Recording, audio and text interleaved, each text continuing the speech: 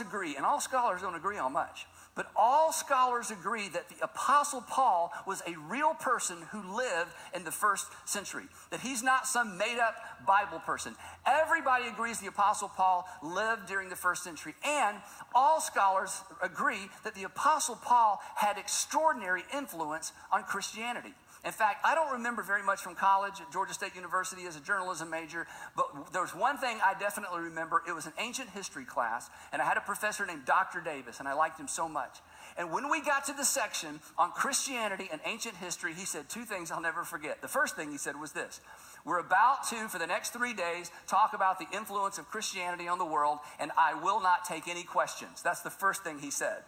Now, the reason I think he said that is there were probably a bunch of Christians that just kept disrupting the class, and he never could finish the lectures. I don't know. The second thing he said, I'm taking notes one day, and he said this.